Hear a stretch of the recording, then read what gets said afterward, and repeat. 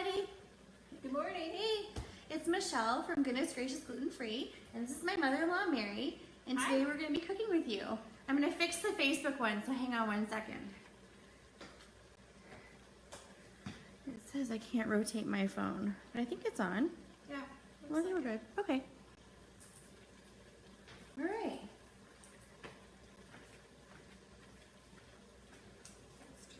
Alright everybody, so we started cooking the meat in the Instant Pot on the saute mode.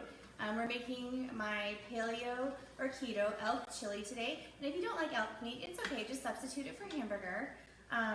We started cooking it because it would take a little while to cook on this live video. So I have 2 pounds of elk and 1 pound of hamburger. And you could add 3 pounds of ground beef if that's what you would like instead. It'll still be delicious. Okay, and so to the ground beef, we're going to add in the onions, which I pre-chopped, so you don't have to watch me cry on TV. So we're adding the onions and we'll just let them soften a little bit. Perfect. And then we can add in our garlic in a minute. So my mother-in-law Mary is originally from Wisconsin, but they lived in North Dakota, and that's where I met her lovely son that I have been married to forever. And now we all live here. But your husband and kids grew up hunting, maybe not elk very often, but deer. And so I got to have like my first real deer meal at your house. Yes, you did. Yeah. And I had this meal at your house the other night, and it was so yummy. I said, this is what we have to make for today. Love it. Yeah, it's very good. And so I have to thank our friends, Tori and Mary, because Tori shot this elk last year. And this is my last package, and so I'm making this, and I'll save them a little bit for them to have when they get home from Disneyland. So after we added the onions, we'll add the garlic. And I forgot one thing out of the fridge. I'll be right back. It even smells good. Yummy.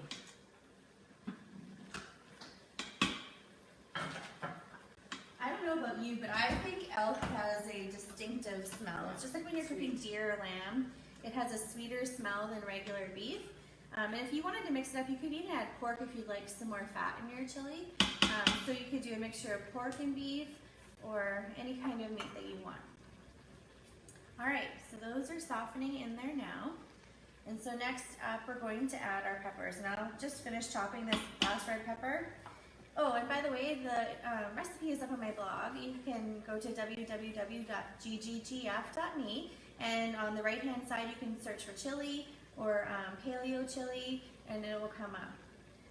And if you wanted to make this recipe with beans, you can certainly add them in, whatever kind you like. It won't make a difference in the taste of the chili. I mean, it'll taste like it has beans in it. And it will no longer be paleo or keto, but it would still be super delicious. I had this dish all by itself, and even that was good. It was just like a nice big bowl of chili. Very good. My family honestly ate this with eggs in the morning, just like they do my bolognese sauce. Or over nachos if you want to be fancy that way. Chili cheese fries. There's so many options with it. And I love making it in the Instant Pot because my version of the Instant Pot has 2 settings. So I can either saute it and then shut it off and turn it on to the slow cooker mode. And that will be done in 4 hours. Or I have the pressure cooking mode, which I think for soups and stews is 35 minutes. And that's how we're going to do it today. And so we'll use pressure today and cook it that way. And then you can just leave it on for your whole day. It'll keep it warm. So when you get home from work at night or whatever you're doing, running kids, busy errands, all that stuff, you'll have this delicious chili ready for you to go. All right, so we're going to throw all these peppers in. And we'll let them soften a little bit. I'm going to add these ones, honey. Okay. Thank you. I'm going to wash my hands so I'm not all peppery.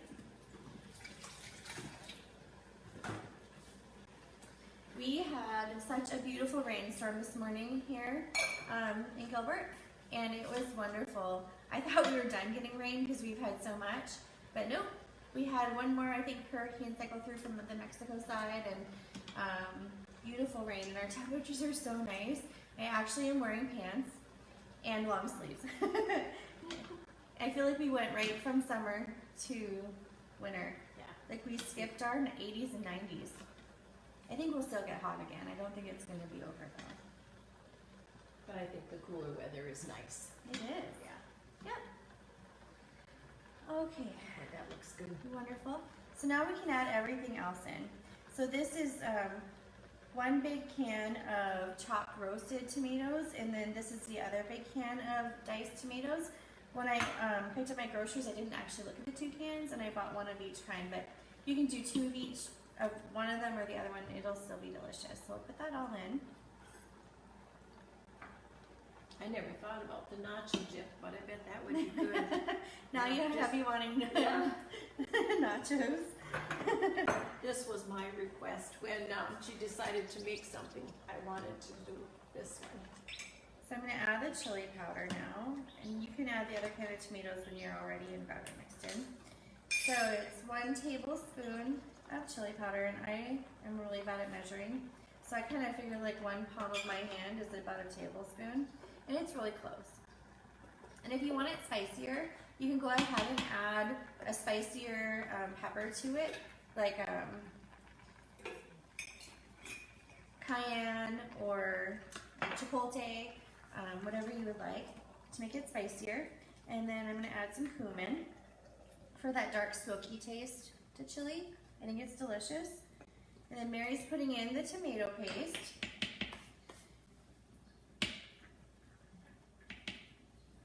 And it's going to make it a really rich tomatoey flavor. It's really yummy. It's pretty thick now, so you add that just to take up the juices. Yep, and it will cook down, and when we put the pressure on, then it'll be nice and yummy for later. And let that all stir together in there. Hope you can see it, and I wish you could smell a vision this. It smells so It good. does smell good. And then I have 1 cup of beef broth that I'm adding just for some background flavor and a little bit of liquid, so it's not quite so thick. So I'll pour that in for you, so that'll help you stir it up a little bit. Yeah, that helps. And that is everything that goes into this. And then we'll put it on the pressure setting in just a few minutes, and we'll wait until it's all done, and then it'll be delicious and ready to eat. So everything that went in there was 2 pounds of elk and 1 pound of ground beef, or whichever for 3 pounds of meat. 1 large can of the roasted tomatoes and 1 large can of the regular tomatoes, or 2 large cans of whichever one you want to use. 1 can of tomato paste, 2 peppers that I had chopped up, and I had a half of a green pepper, so I really did 2 1/2 peppers, because my red pepper was pretty small. And then 1 clove of garlic chopped up, 1 yellow onion, and it was a fairly large size onion, so if yours are small, use 2.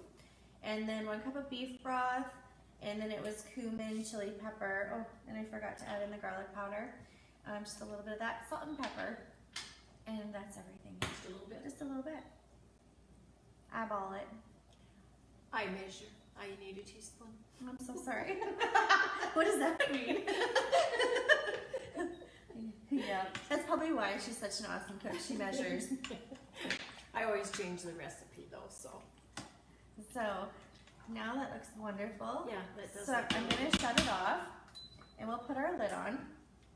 And when you're cooking with pressure, you always have to make sure that your seals are nice and clean and that they're tucked in where they should be. And my pressure release valve fell off, so I'm going to want to put that back on. And then you hear the lovely noise. Now I can seal it. And this is nice and loose. And so I'll turn it on to the bean chili setting, which is 30 minutes. And now we just leave it and wait, and it'll pressurize. So I made ahead a finished product with the magic of TV. We have this chili already done for you. And I've topped it with sour cream, green onions, and cheese. Now if you wanted to do that, it would no longer be paleo, but it would be keto. And so if you don't want to top it with the cheese and sour cream, you can leave it off, and then it's perfectly paleo. And then the other day I made it for you with a sweet potato. Yeah, and so this is the sweet potato stuffed with a chili, sour cream, cheese, and onions on top. And like I said, if you wanted to leave it paleo, leave the cheese and sour cream off and just use green onions or peppers or whatever else you want to add to it. It will be wonderful. So here's a couple meal ideas, and then like I said, you can also do it for nachos. So you can find the recipe again at my blog, www.gggf.me, or goodnessgraciousglutenfree.com. The gggf.me is just a lot shorter. And you can search on the right side for Paleo Chili, and it will come up.